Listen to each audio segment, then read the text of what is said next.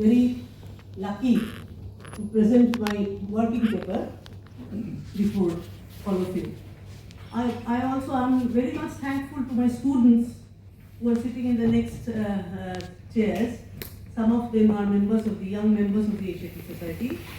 They have come to listen to what I have gathered from last 3 weeks. Actually, this is a working paper in the sense that I had not been working for long on the topic which I have decided to deliver on. At the same time, when I delivered a lecture on Rabindranath Mitra, and when it was published under the editorship of Professor Tapati Mukherjee and Shyamala Chakraborty, I had a look into the Indological treasures of the Asiatic Society. Let me just begin with a modest saying that it is only the tip of the iceberg which I have gathered. So my knowledge formation is extremely limited, and I want suggestions as well as questions which may further improve my understanding of Bengali Indologists in the Asiatic Society. I argue, okay, before my arguments, I will just make a comment on the literature review of the topic, that I have found books written by Ratna Basu and Karuna Sindhu Das on manuscriptology. I have found books written by Kalyanruta Bhattacharya, the sociologist, on Indian heritage, where he had mentioned about Bengali ethologists. But after Basham, or the wonder that was India, and after a few works of R.C. Majumdar, I have not found any work, any distinguished work on history, on the methodological domain of history, dealing with the Indologists or Orientalists. There were articles here and there, but there has not been any consistent work, no consistent research has been done on the history of the Bengali Orientalists or Bengali Indologists. In that sense, it is an untouched domain for me. Let me now argue that in this paper, I try to find out the intellectual transformation of the Asiatic Society from a colonial enclave of British Orientalism to a thriving center of indigenous scholarship. While Sir William Jones formed the society in 1784, the admission of Indian members in 1829 signaled a paradigm change in the approach of Indology and South Asian studies. Yes, I will mention.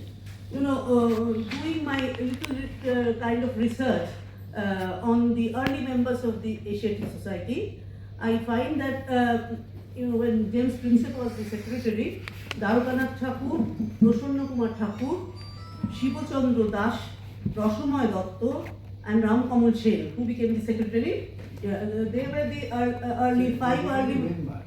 Yes? They became members. Yes, they became members in 1829. And 1829 in this month. Yes, in April.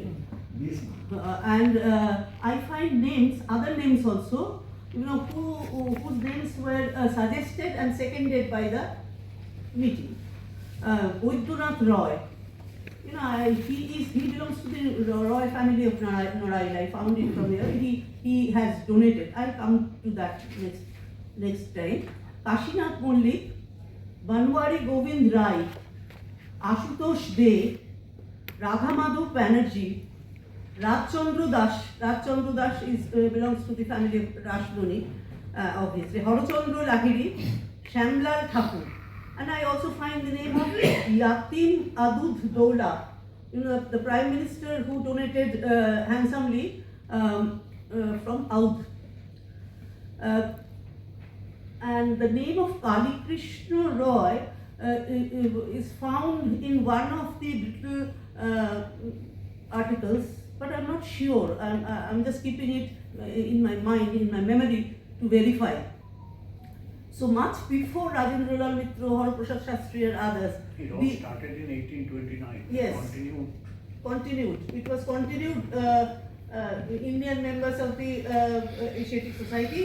So they became members. Yes, at they. different points of time. Yes, and many of them, some of them had donated handsomely. For example, Darupanath Thakur, Prasanna Kumar Thakur, they were not writing anything particular in Indology. But as a history person, as a history student, I always take the persons who were also present as influencing the ideological reserve of the Asiatic. As we have all gathered in this meeting, all of us are not taking part, but all of us are becoming a part of history of this meeting. Similarly, the personalities like Prasanna Kumar Thakur and obviously Vidyanath Roy, the affluent zamindars of 19th century Bengal, they were all, contributing to the Asiatic Society for Asiatic researches or for researches on Indology. So, I will argue that the engagement of these Bengali scholars with the Asiatic Society of Bengal represents a transition in the history of Indology itself. Was there any debate or controversy regarding the inclusion of the? No. I didn't find it, but I remember your suggestion to find out whether there was a debate. It has a history. I don't like to intervene at this point. Okay, you just. Actually, sorry, should I continue with saying? না আমি বলিনি না পর আপনি বললে ভালো হয় transition of a purely colonial discovery of India's past to an indigenous reclamation of heritage. I would argue that these scholars did not merely assist their British counterparts by funding or by their writing. They applied modern scientific and historical methods to traditional learning, effectively fueling the study of indigenous history. At this time, for this lecture, I have only concentrated on the new names which I find from the journals and proceedings of the Asiatic Society. I'll refer to Shivchandra Das, of whom a letter has been written that with his inclusion, the color bar of the Asiatic Society has been removed. It has been mentioned like that. He has been the first cohort in 1829. Then Kishori Chand Mitra, the social Indologist, the younger brother of Parichand Mitra, you all know, he was a Birosian who worked in the Asiatic Society, and in his work, I find a shift towards social Indology, because he had an administrative role serving as the Assistant Secretary to the Asiatic Society, working closely with European scholars to manage the influx of manuscripts. And unlike the traditionalists, other Indologists, Kishori Chand focused on the living history of the time. He published his essays in Calcutta Review on the zamindari system, and he had also contributed a biographical history memoir of Darupanath Thakur. I have found the name of that biography in the catalogue, but I have not gone through the book as of now. He has also written in the Indian field, a journal that bridged the gap between academic research and political activism of the period. To some extent, he was active. Then Chandranath Ghosh. Chandranath Ghosh actually was the first person who was giving a Hindu nationalist identity to Indology. He coined the term Hindutva in his writing named Hindur Prakito Itihash. And his research within the society's library helped him construct a philosophical defense of traditional Hindu values against Western utilitarianism. I think I have to read much more about Chandranath Ghosh. I found he has been referred to by Tonika Sarkar as of an orthodox person, I have to go through that further. I found a book written by Omiyo Prasad Sen named Hindutva over Hindutva. There Sen is arguing that Chandranath Bose's Hindutva was not like the Hindutva of Savarkar and later people. He was arguing like that. In Omiyo Prasad Sen, I find the reference. Then I will go to Ram Kamal Sen. Ram Kamal Sen, he was the first secretary in that sense of the Asiatic Society. Yes, and he, I would argue that he had contributed a paper on Choro. You know, very interesting. I find it amazing to a person like Ram Kamal Sen, you know, the leader of the Hindu elitist circle of that period, the so-called conservative. I do not feel either the conservatives or progressives of 19th century could be treated in a holistic way, in that way, either as conservative or progressive. No, it's not possible. Anyway, Ram Kamal Sen is well known for his defense against Ram Mohan Roy and other things, but this Ram Kamal Sen was writing about the lower castes in Choro. I have collected the article from. Only Choro, Durga Puja, etc. Yes, and he is referring to to the queer presentations. Are not very popular. Among the upper class people. He was mentioning it as a festival of the common people, but he is minutely giving the information, all informations about how Chorok was played. And he was also exhibiting the implements of Chorok, knife and boti and all these things to the Asiatic Society, the Museum of the Asiatic Society. I think in connection with that, he wrote about Chorok. Society also faced acute financial crisis during that time. Yes, but A lot of things. yes, the history is there, but I am not going into the details of that because my idea is to name the early persons who were contributing to the Indological studies of the Asiatic Society and to make an assessment. As a historian, I have to have at least 10 minutes for assessing these works. Rajendralal Mitra, I have written in details on Rajendranath Mitra, and many scholars here, they have written in detail. I am not going further about Rajendralal Mitra, but just to continue my arguments, I'll mention that Rajendralal Mitra, obviously, he was one of the earliest persons. You know of the president of the Asiatic Society, everything is known to us. But he moved away from myth-based history. As a history person, I mentioned that he moved away from myths and he brought into being the first scientific kind of research, evidence-based research, emphasizing epigraphy and numismatics. And two of his books are worth remembering: The Antiquities of Orissa, Tuvalu, and the Sanskrit Buddhist Literature of Nepal. And he edited 14 major Sanskrit texts, ensuring their survival and global dissemination. And apart from that, he had written many essays which were of great social importance. Beef in ancient India, the story of a picnic. He writes about alcoholism in ancient India. There were, yes, beef I have mentioned. There are many arguments about Rajendralal Mitra. I am not referring to these arguments in further detail. If you want to know, I can give it further. I will refer to Horoprasad Shastri. Horoprasad Shastri's work has been discussed from linguistic standpoint, particularly from the context of Sanskrit studies, but no proper historical assessment has been done. So far as I find, in the light of modern studies based on the assessment of Orientalism and other philosophies, no proper study has been done. As we know that with Horoprasad Shastri, the Indological work of the Asiatic Society shifted towards the vernacular and the lost Buddhist history of Bengal. He discovered the manuscripts. From the manuscripts in 1907, he discovered the Chorchapad, the oldest known collection of Bengali verses.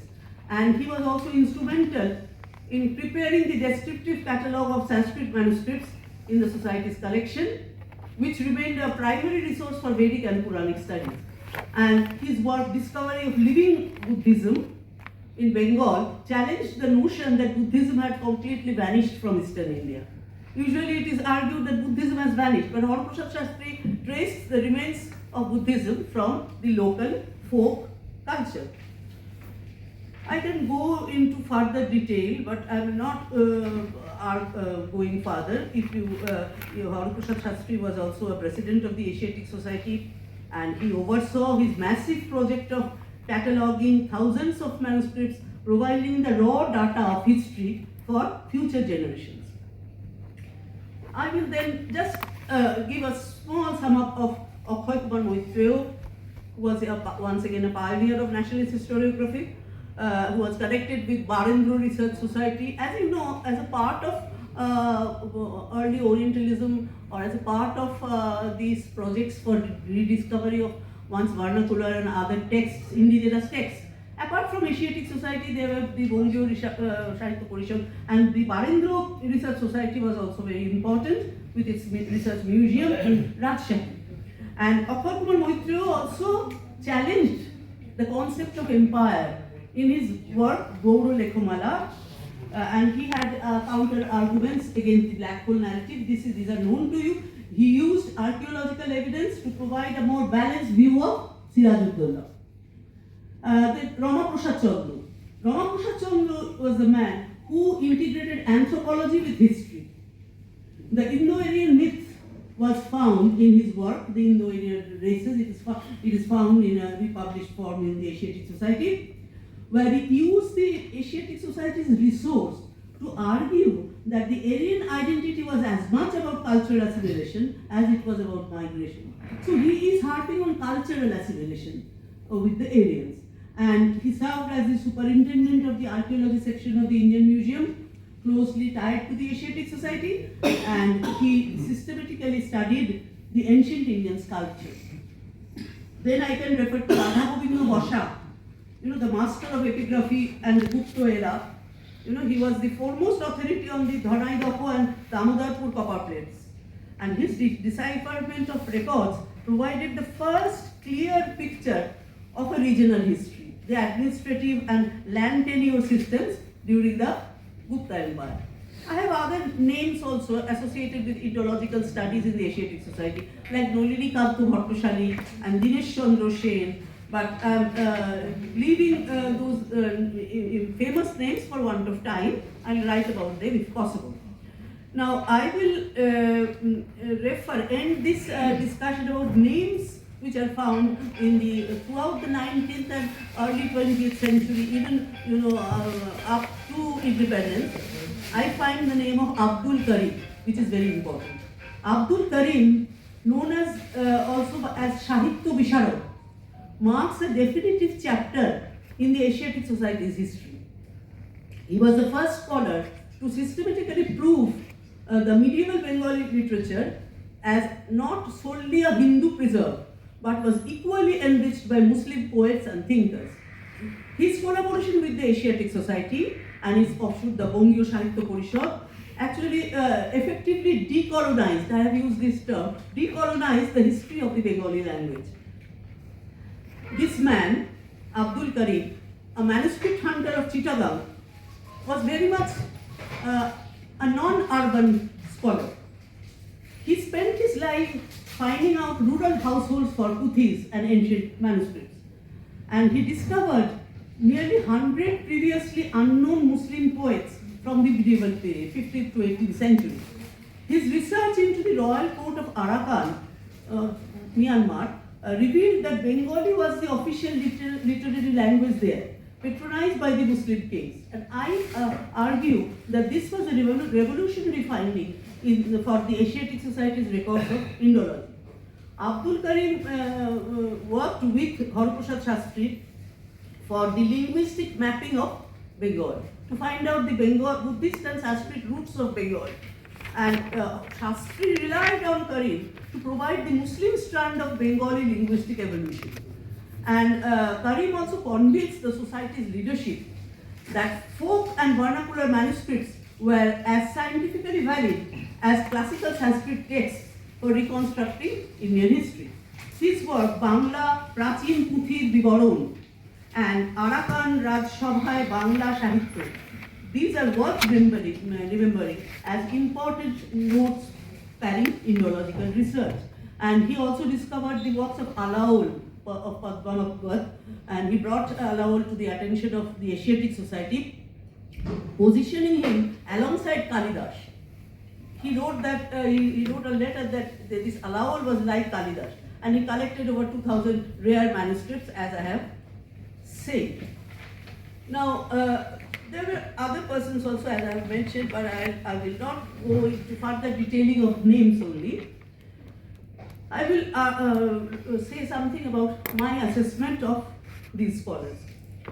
By the late 19th century, these Bengali scholars began to use the society's platform to challenge Eurocentric views. While British Orientalists viewed Indian history through a lens of ancient glory versus modern decay, Bengali Indologists emphasize on the continuity and resilience of the Indian civilization. There was thus a transition, as I have said, from colonial Indology to a kind of a nationalist Indology, with its base on regions. They applied rigorous stratigraphical and paleographic methods, transforming Indology from a merely literary pursuit into a scientific one. Their work transformed the Asiatic Society into a national institution. They created the intellectual infrastructure through the dictionaries, catalogues, and historical chronologies that modern Indian history will rely upon. Asiatic Society became the nursery where Bengali scholars first turned it into a tool for national self-discovery. They shifted their focus from Vedic India to regional India. That is also very important. That's why I am harping on the name Bengali scholars. The emphasis on regional India. By starting the Palas, the Senas, and the Gupta land grants, they gave Bengal a historical continuity that the colonial dark age narrative had previously denied. These scholars therefore represent a bright age, maybe we call it a golden age for Bengali Indology, moving beyond the initial phase of manuscript collection. These men transformed the Asiatic Society into a hub of scientific archaeology, epigraphy, and formalization of Bengali identity, self-identity through history. They provided a complete timeline, chronology, that is also very important for history people, timeline of Bengal's history and civilization. And within the Halls of Society, I would say that their works marked a paradigm shift in the methodology of South Asian studies.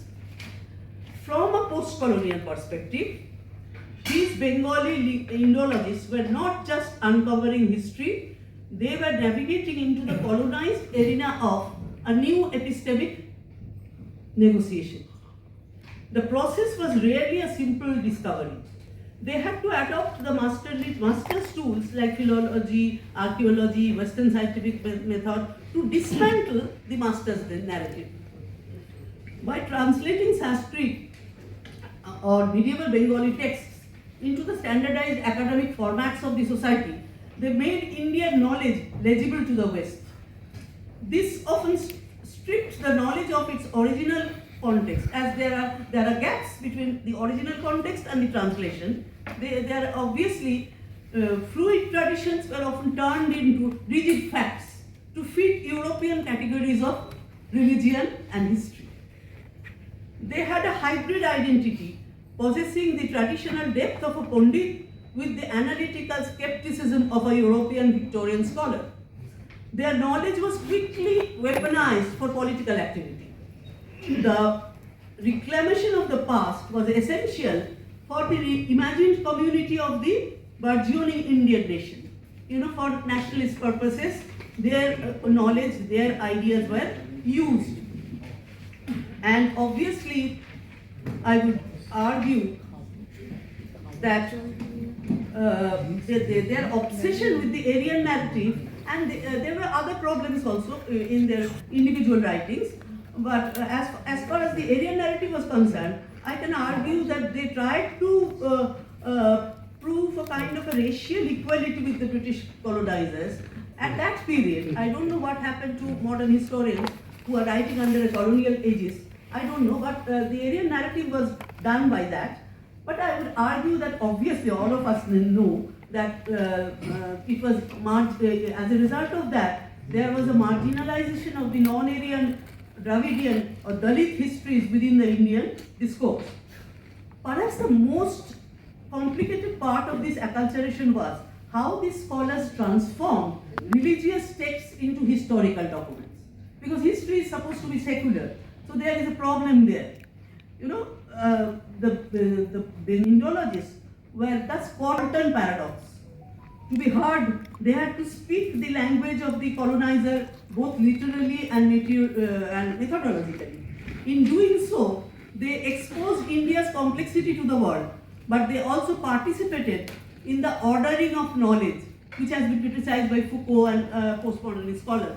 They also became part of that ordering of knowledge that the British used to categorize and control the colony.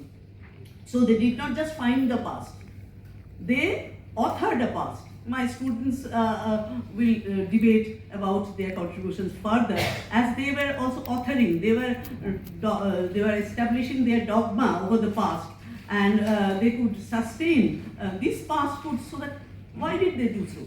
So that this past could sustain a future nation state. From a post-colonial lens, the work of these Bengali Indologists was therefore not neutral. It was not a neutral academic pursuit. It was a battleground of representations.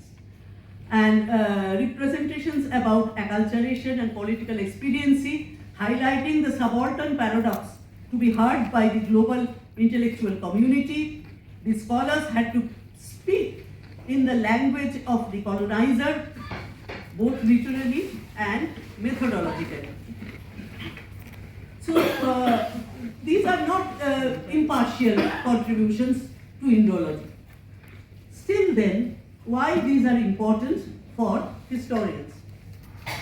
The term history has now many contradictory associations, and obviously the last decade we witnessed numerous declarations of the end of empirical history. There has been a change also in global political situation. Around 1989-90, there has been change. Postmodernism and post-colonialism has come to challenge the Western dominance by decolonization, and multiculturalism is also becoming very important in history. History has been declared outdated, but at the same time we find that there is a global wave of intellectual explorations into fields that are historical.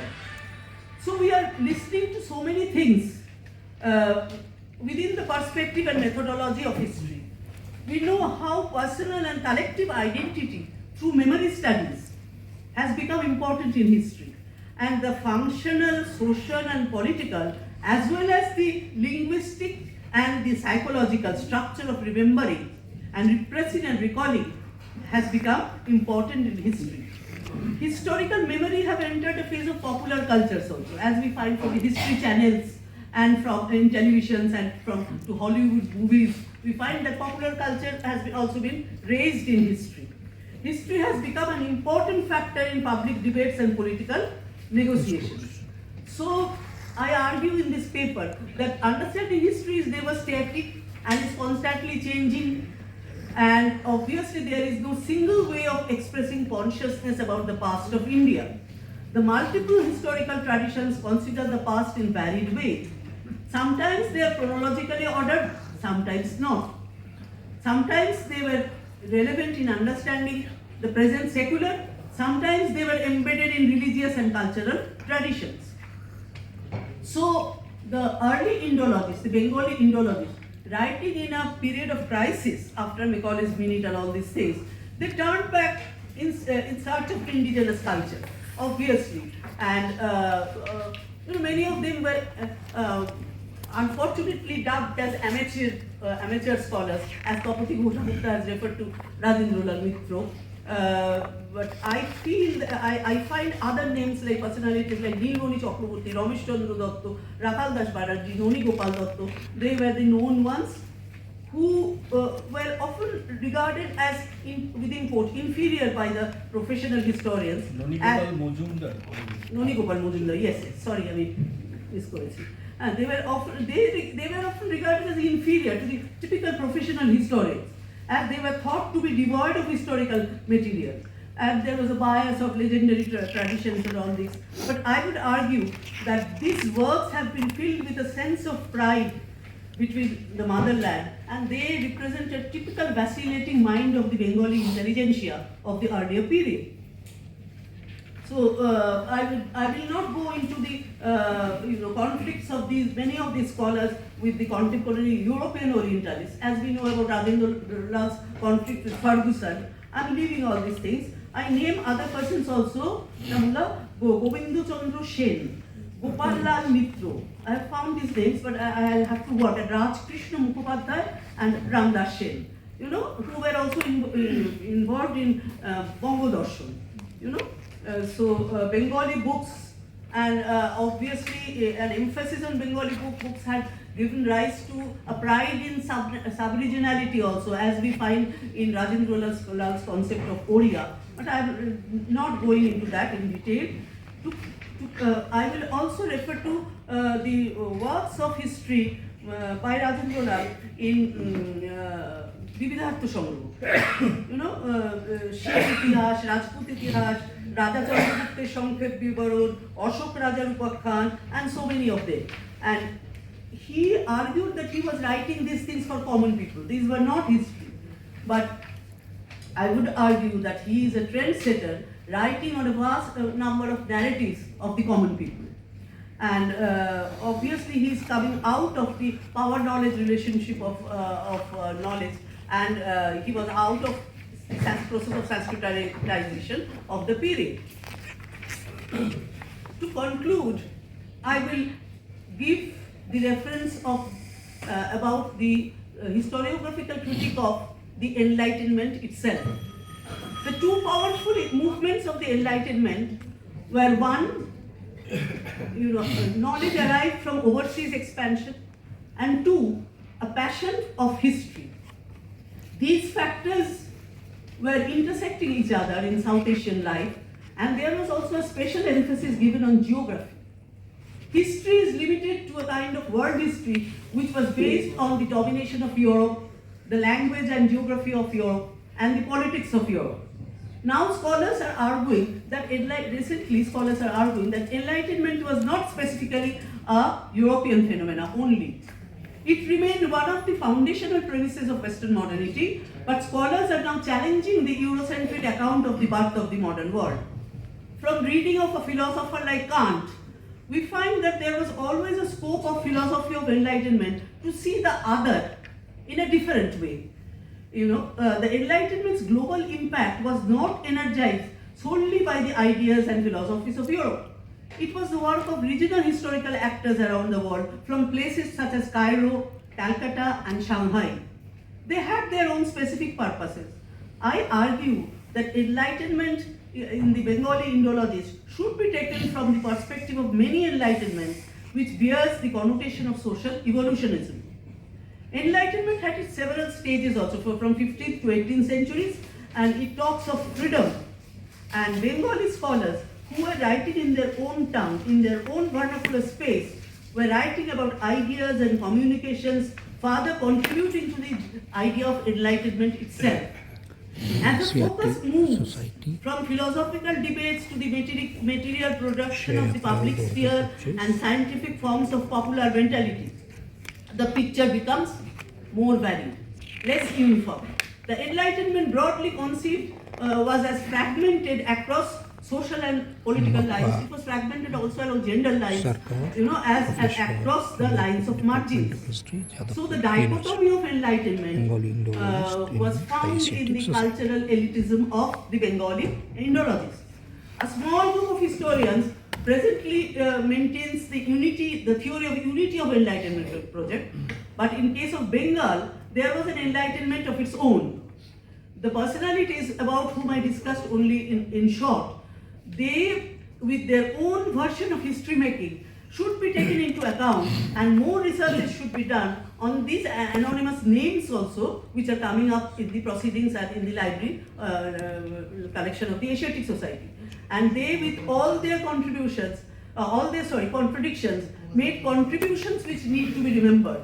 Bengali scholars were working in this non-official historical space. These are not official things, non-official historical space, and they are noteworthy to be remembered. Their methodology and perspectives are varied, contradictory, and complex.